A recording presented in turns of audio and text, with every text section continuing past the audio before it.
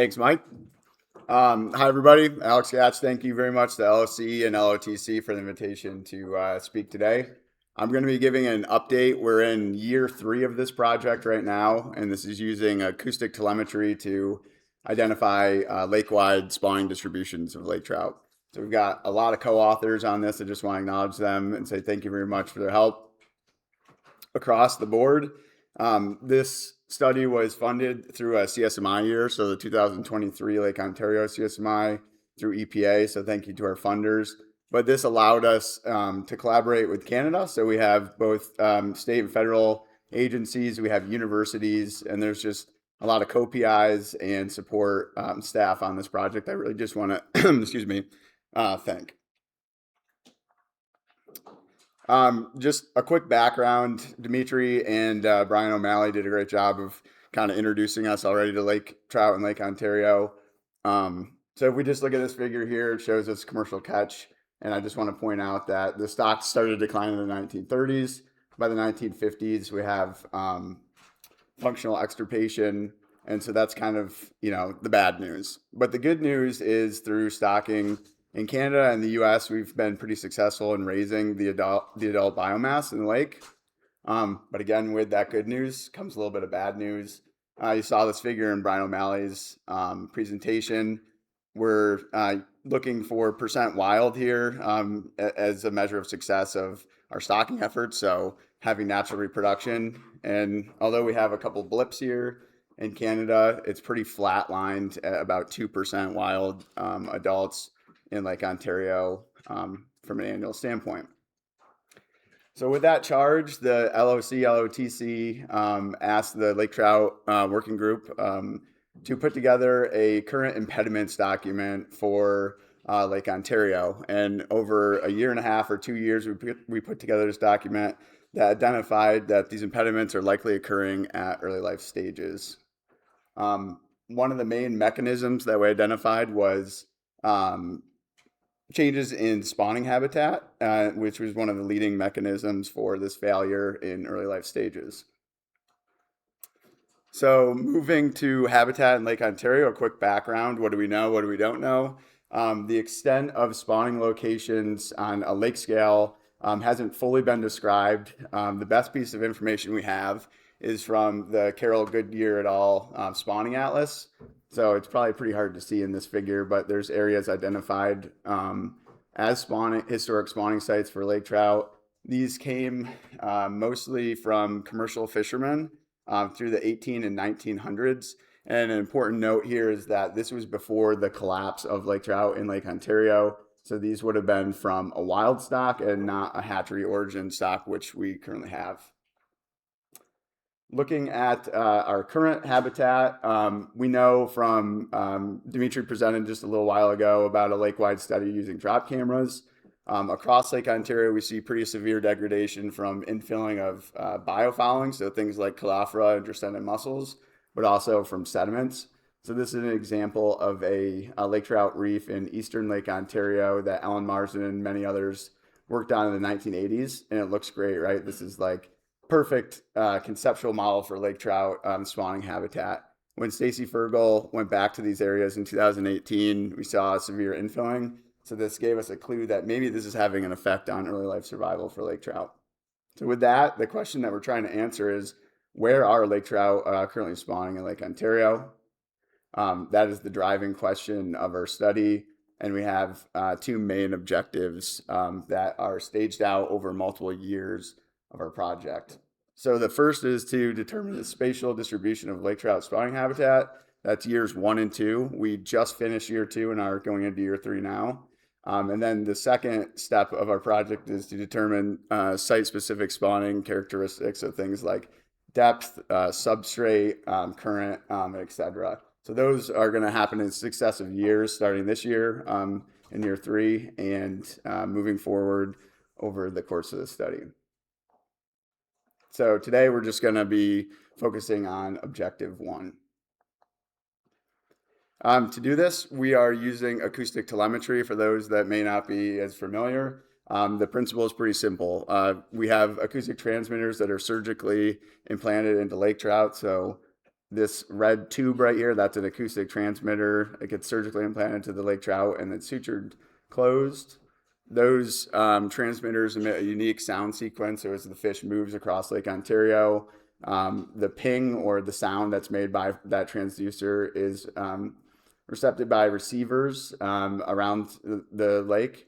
And then we're able to timestamp that detection so we can estimate the position of the fish and we have an understanding of when that fish was in that position.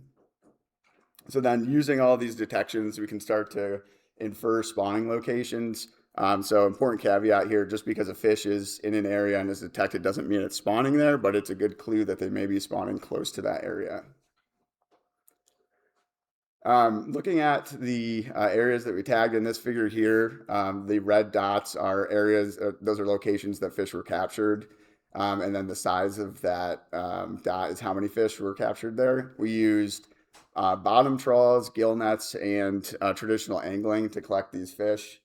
Since 2023, we've tagged 399 total fish, and that's close to an even split between the US and Canada.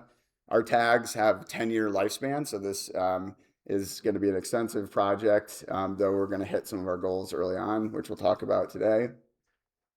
Those fish were tagged in the spring, and this was intentional for two reasons. One, we wanted cold water temperatures to increase survival. We didn't want to bring these fish up from 30 meters in 80-degree water. And then the second is we were trying to tag from a mixed population. So if we had gone out and tagged fish during the spawning season on spawning shoals, we were likely probably to see that those fish spawned on those shoals. So we didn't want that. We wanted to tag during the spring when these fish were mixed. All fish were reproductively mature, so their average size is about 730 millimeters.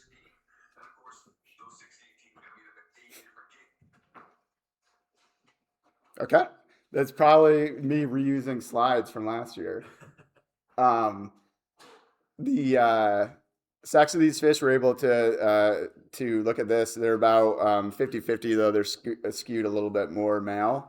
And then we're still analyzing our strains. So we took fin clips from each of our fish, and they're right around 85% Seneca, which we saw from Brian O'Malley and Dimitri just a little bit earlier as well. Moving into our analysis, so we can address our first objective. The first thing we needed to do was define a spawning period. So using bottom water temperature sensors, we defined the spawning period as November 1st to the 22nd. And this is a bit subjective because Lake Ontario is so huge and they're probably spawn at different times, but this captures probably the peak spawning throughout the lake. So we thought that was appropriate. We then took Lake Ontario and split it into 10-kilometer by 10-kilometer grid. And then the Fish and Wildlife Service, Dimitri Gorski, Kyle Morton, and Colin Farrell, we used a model that they developed that basically it's a function of how many fish are detected in each one of those grids and how many times within a 24-hour day. And then we sum that across fish through that spawning period. And so this does two things. It gives us a nice visual heat map, which we see here, an example of one. But the other thing it does, it allows us to quantify usage within each of those cells. Okay, getting to the fun part, we'll go into the results. I want to point out that this is our acoustic array in Lake Ontario. So each one of those dots is acoustic receiver. We have over 500, and this wouldn't be possible without our GLaDOS partnership. So this is all agencies, all universities, all partners that contribute to this. It wouldn't be possible without their efforts. So I just want to have throw out a big thank you there for our partners. And this, jumping right into it, this is the first figure I always like to make when I get a new data download, because every year I'm thinking, oh, there's going to be one big area where all the fish are, and this is going to be a really easy analysis. This year, I didn't have any luck either. So the take home here is each one of these green dots is the number of fish that are detected on each receiver, and they're everywhere. So this is not easy analysis, and we need to start breaking this down regionally to kind of answer our first objective. So to do that, we broke the lake into 6 sections, and these were based on areas where we tagged fish. So the N there is the number of fish that were tagged in each region. And for the rest of the presentation, I'm going to go through each of those regions and look at the detections of fish that we're inferring spawning from. So to orient you to the rest of the slides, this panel here is going to show you where those fish were tagged. We're going to start in the Northwest, and then this tells you the number of fish being used in this model. Starting in the Northwest, the more yellow color means that that area is used higher, so it's got a higher rank, and then the colder colors, they are either not used or used less. So right off the bat, we can start to point out some of the areas that are higher use. In this case, for fish that were tagged in the Northwest, we had the highest use in Winona, Ontario. This is also called 50 Point, this area right here. Another interesting note is these fish that were tagged in the West End do not seem to use Eastern Lake Ontario. At least they were not detected there. Moving on to North Central, so this is based on 58 fish. These fish seem to use the North Shore and not the South Shore, so they're not crossing during the spawning time. If we were to make these figures throughout the year, the whole lake would light up because the fish move quite a bit outside of the spawning season to other areas of the lake. But the take home here is that Scotch Bonnet had the highest cell use rank in this area. There was also pretty high use here by Amherst Island and Adolphus Reach, which is really interesting. If you caught Sarah's presentation earlier, they were catching really large lake trout in the wintertime right here, so before spawning season. So there might be something going on there. Moving to the Northeast, we have 78 fish tagged in this region. Kind of no surprise to us, Stony Island has been beat up in literature for being a hotspot for lake trout, and our telemetry confirmed that here. These fish didn't seem to move to the west end of the lake. They stayed in the east side. And then again, we also had high usage up here, Amherst and Adolphus Reach as well. This figure is a little bit different, so the behaviors of these fish changed quite a bit from the northeast tagged. Looking at southeast, we had 64 fish. Again, we had the highest cell rank up at Stony Island and Glue Island, this area right here. But then Watoma Shoals, which was not identified in the Goodyear et al. Spawning atlas, came up as a hotspot for the southeast fish as well. Moving down to South Central, Watoma Shoal again, so not identified as a historic spawning site in that spawning atlas, was identified as the hottest area here. And then to wrap up with the Southwest, this area we had the largest sample size, so there was 91 fish here. And again, the 50 Point or Winona, Ontario area had the highest use. The interesting thing here too is that you see quite a bit of distribution or spatial spread of these fish. Those fish were tagged in front of the Niagara River in the spring, and what we know is that there's a large aggregation of predators in the Niagara River in the spring. So this actually gives us confidence in us tagging, at least in this area in the spring, was from more of a mixed population, because you start to see these fish use other areas of the lake, which fish in the Northwest did not. So there's a little bit of difference there.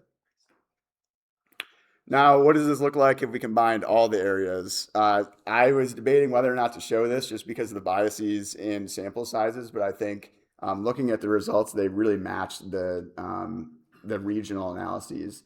So what points out, and it shouldn't be surprising here, is that this Winona area, Watoma Shoals, and Stony Island are the highest ranked areas in our lake-wide analysis.